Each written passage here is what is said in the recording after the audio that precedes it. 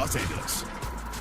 Coming up on NBA Today, so the contract is inked, but how exactly can LeBron help unlock this new look Philadelphia lineup? Our experts weigh in. Plus, W All-Star Weekend, it's now in the rear view, so we have highlights. Before all the festivities, I caught up with Caitlin Clark for an exclusive interview. You will not want to miss that. And now that LeBron is off the board, where do Miami, Cleveland, Golden State even turn? NBA Today starts right now.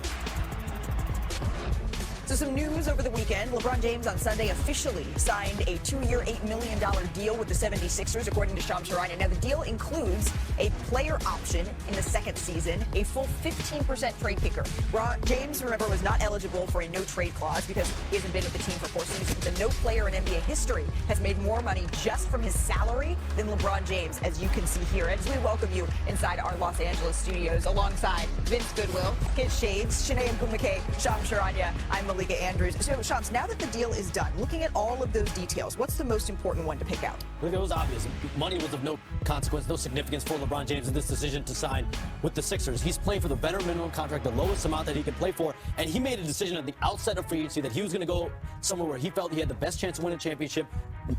No damn the money. It didn't matter what it came with. And he spoke to a few people, importantly. Jaylen Brown spoke to Rich Paul, his agent, but Tyrese Maxey, Joel Embiid, and Nick Nurse all spoke to LeBron James during the process to recruit him, to get him on board with this. And Nick Nurse was the only coach, my understanding was, that spoke to LeBron James during the process. That was very pivotal. And you think about the last hurdle over the last week or so as LeBron James was sifting through the Cavaliers, the Heat, and the Warriors, and the Sixers was family. Going from LA all the way to the East Coast, that was a major change for LeBron James' lifestyle. So once he got Savannah, his young daughter Zuri, Bronny, and Bryce on board, he made the decision on Friday to go with the Sixers. All right, so that's all the details that got us to the point that we are at now. The Sixers starting lineup, though, when you take a step back, it is loaded, Shanae. And some players have some notable history playing against each other as well. So what do you say? Let's go back. Why don't we start in 2025? Because remember, that is when Tyrese Maxey outdueled LeBron in a back-and-forth battle, powering Philadelphia to a 118-104 win. Maxey saved his best for the King. He dropped 43 points. He outscored LeBron's 31. After the game, here's what Maxey had to say about LeBron's work ethic. He's just like a big brother to me, you know, same agent. I worked out with him a few times every summer, and I'm one to, like, we worked out at 6, and I would beat him to the gym a few times. And he was like, nah, like, that shit, I can't let that happen. So he started getting to the gym at 5 and lifting. So he was in a full sweat, like, at 5:30 once I got to the gym. And I was like, man, you got it, man. You win, I ain't gonna lie.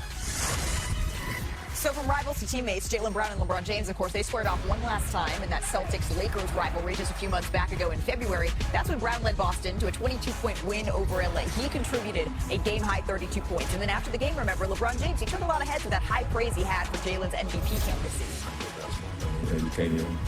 You can't fault this. I don't, this whole MVP thing, I don't understand why his name is not getting talked about some as well. Like, nobody gave him a shot some season. And he's at, 30? It's an honor for LeBron, who's arguably the best player to ever play the game, giving me some high praise. So that's how they squared against each other. Now they're all teammates. And I think, Sinead, one of the most intriguing aspects, right, of this new 76ers team is how the ball is going to be shared. Because you have so many players that are so accustomed to having the ball in their hands and really high usage rates if you look at it. Because it's worth noting that among the 56 players to average at least 60 touches in the last 30 games played last season, none of Philly's projected started 5. They rank in the top 15 when we're talking about touch length here. So that maybe suggests more of a healthy balance than the eye test is saying. I'm curious your thoughts, but Shams, do we have an understanding of how exactly Philadelphia plans to use LeBron? Malika, we're going to be looking at some point LeBron James this upcoming season. The Sixers, I'm told, are expecting LeBron James to play a good amount of time and period of time at the point guard position on offense, initiating the game, the offense for Nick Nurse. Tyrese Maxey last season played a lot on the ball at point guard, and we know his prowess off the ball as a scorer. But saw it next to James Harden. Think of a better player that can set the table for Tyrese Maxey, Jaylen Brown, Joel Embiid, VJ Edgecombe. There's all these players that can score, that can get the ball from LeBron James. And the one season LeBron spent at point guard in the NBA in his 23 seasons, the 2019-2020 season, Shanae, he led the league in assists. The Lakers won the championship that year. And we never saw point LeBron again until potentially this season. But the buzzword around the Sixers right now is sacrifice. And they're going to have a couple team mini camps in August that'll give the Sixers and LeBron James an opportunity to spend time with each other, to galvanize, to get that chemistry right before the start of the season. But Tyrese Maxey and LeBron James are already spending time working out in Los Angeles this week. So, Shams, if you're going to sacrifice for one player, it might be one of the greatest of all time. You can take a what is it, swallow that pill. LeBron James playing point, maybe not where I normally would have thought he would be, considering the backcourt, how quick they move in transition. But the last time we saw him exclusively there, 2020, I love our producers. We always have the tape. Let me show you guys what it looked like and how this potentially could be great for Joel Embiid. This is simple transition action. Pick and roll. The defense is not up to meet Anthony Davis. That's Joel Embiid's sweet spot. He loves the top of the court. And so for LeBron to have these easy looks, that he doesn't sleep.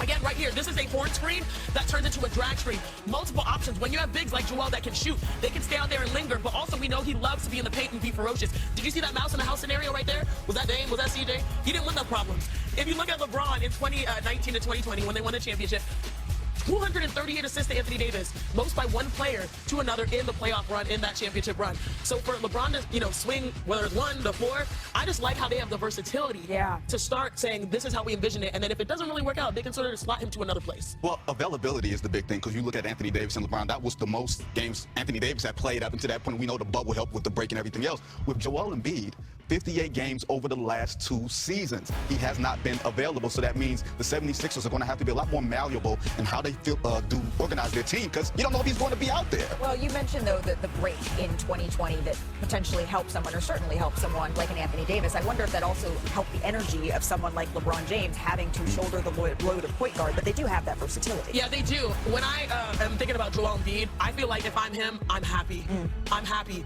I know he's been an MVP, and we all know his full potential, but at this point, it's about getting him available for the games that matter the most. Yeah. This process in Philly has been excruciating long. It's become a tagline. It's been so long. Exactly. And if I'm playing alongside Jaylen Brown, LeBron James, Tyrese Maxey, VJ Edgecombe, you already dubbed Tyrese Maxey the franchise, like handing the keys over there.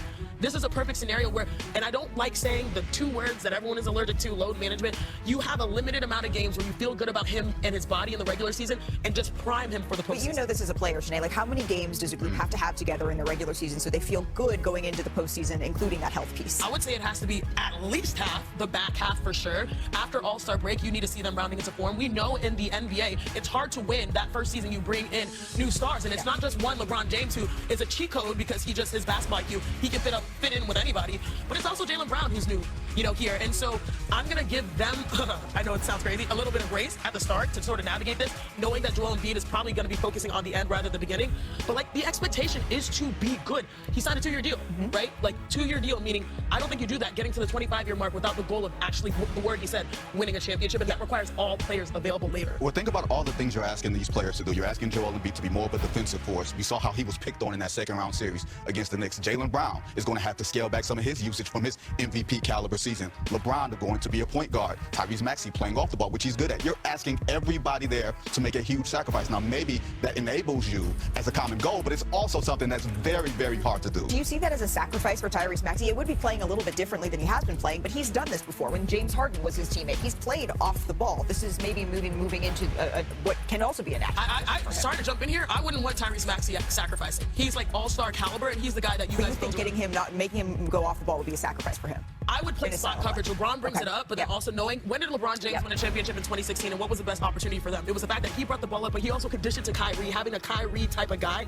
out there that they can play tag team with the ball in their hands. And the difference was when he was playing that off ball with James Harden, he wasn't the fully actualized version of himself. Now he is a full-grown man, the franchise, top 15 in usage, and we saw what he was able to do last year with Paul George in and out of the lineup, with Joel Embiid in and out of the lineup. You get very comfortable living that life. Once again, you're asking everybody there to make a sacrifice as a top 10, top 15 guy in usage. Tyrese Maxey, Joel Embiid, VJ Edgecombe, all in prime players that obviously have energy and youth to be able to score. What better player than LeBron James to set the table for them? That's what Nick Nurse and the Sixers would be envisioning here. Yeah, and that's not the only piece that they added. When you look over the last couple of days, the Sixers added another one over the weekend, Shams. Kentavious Caldwell-Pope on a 1-year deal, exactly. $9 million minimum contract after his buyout with the Grizzlies. Won a championship with LeBron in 2020. This isn't a minimum guy reaction, though, right? This is the moment on the golf course that he found out. And you said it, reuniting with LeBron James after winning that 2020 title. So congratulations to him. You know what? We all should be so lucky to feel this win coming to work in any minute. So we're calling it Free Agency Part 2. So let's run through here Shams' reporting, starting with one of the best scorers we've seen in NBA history, Shams. DeMar DeRozan is an unrestricted free agent. What's the market looking like? Look, probably the biggest name guy right now. DeMar DeRozan, 6-time All-Star. I'm told Miami, Denver, and Cleveland are among the teams interested in DeMar DeRozan. A scorer, playmaker, a clutch before down the stretch of games, and two of those teams, and the Cavs and the Heat, were interested in DeMar DeRozan. But there is a player out west as well that is overlapping with DeMar DeRozan as far as interest from teams, and that's Klay Thompson of the Dallas Mavericks. I'm told the Heat are among several championship contending teams that are monitoring Klay Thompson's situation, have interest in Klay Thompson potentially via trade or a buyout. Klay Thompson is in the final year of his deal. You know he wants to compete for a championship as a four-time title winner. He signed on with the Mavs a couple years ago to play with Luka Doncic and Kyrie Irving. A lot has changed in Dallas. And let's talk again on Jonathan Kuminga. I'm told the Lakers and the Cleveland Cavaliers are among the teams seriously pursuing Kuminga. There are a couple other teams as well poking around this situation. But both the Lakers and the Cavs would have sizable roles potentially as a starter for Kuminga. But they would need a sign and trade that works for the Atlanta Hawks, who declined his team option for this summer, as well as a number that Kuminga would accept as well. Those conversations are ongoing. Okay, so speaking of the Cavaliers here, in pursuit of Jonathan Kuminga, but they didn't leave this weekend completely empty-handed, right? They agreed to a one-year deal with Mario Hezonja. Shams reported that it's a name American fans haven't heard in a while, but you remember he was a top 5 pick, right, in 2015. He hasn't, though, played in the NBA since the bubble in 2020. Hezonja has been playing for Real Madrid, where he was named the league MVP this last season. So, Shams, where do things stand with Cleveland now? It sounds like they still are looking to make some deals here. Yeah, their priority is to upgrade this team, especially on the wing. So Mario Hezonja is a start for that. They're able to bring him in. This is a better minimum contract, though. So this doesn't preclude them from going out and doing some kind of a sign and trade, some kind of a deal for Jonathan Kuminga. But it's, can they find a deal that works for Kuminga, for them? They're dealing with apron issues there. Does this deal work with the Atlanta Hawks in a sign and trade? And then the other issue that they're dealing with as well is James Harden. Sure. He still has not signed his contract. There's full expectation that James Harden will be back with the Cavs. I'm fully expecting these two sides to reach an agreement on a new deal here soon. Shams, it's interesting that you mentioned the word expectations, because when we're thinking of veteran minimum deals, it went from LeBron James potentially to Mario Hezonja. So that's a raise. Not saying, I'm not trying to diminish overseas basketball, because if you're getting MVP of an overseas league, you're still putting in work. You got to put respect on that. But I feel like we were so close to saying, all right, maybe LeBron James puts this team over the edge, right? A team that was in the Eastern Conference Finals. But now it's like, where are they in the mix? The East has been an arms race. You've got Toronto pending with Kawhi. You've got Giannis in Miami. You've got JB relocating, and now LeBron in Philly. The Knicks are the reigning champs. Yeah. Yeah, and we have Detroit was the number 1 seed and through the regular season. So I'm looking at Cleveland, and I agree, because these are the top teams, right? Cleveland in some ways, and Detroit, and we should talk more about Detroit, but that's how the competition has quickly shifted. And so I look at the Cleveland Cavaliers roster, I'm like, is that enough? It's almost like I'm willing them to exercise the demons to be competitive, but it just sort of feels like they're back to where they were with, What didn't it look like with Cleveland last year? Going 7 games with Toronto, going 7 games with Detroit, getting waxed in the conference finals where it looked like they were non-competitive after game 1. Did they max out last year? And you come back with the same exact roster, essentially, and you don't address issues of toughness on the front line with Evan Mobley and Jared Allen. Those were the questions that we had going into the playoffs, and they weren't answered. They just happened to win series, and now the East has gotten better. And their brightest spot probably happened in the summer, right? Yeah, Malik Thomas getting signed. Yeah, and we saw him in Summer League. He was great for them. But is that really the piece that's going to put them over the top here, Shams? I mean, there's internally in Cleveland, there is a lot of optimism that you get Evan Mobley. If he's able to take a step there, that's going to be a big thing. We've seen pictures of Evan Mobley. It seems like he's been bulking up, trying to get muscle mass going for himself. But I think for this Cavs team, there's no doubt they want to upgrade on the wings. Jonathan Kuminga makes a lot of sense for them. If they're able to get him in a deal, I think that would upgrade this team. But it also feels like Miami may not be done.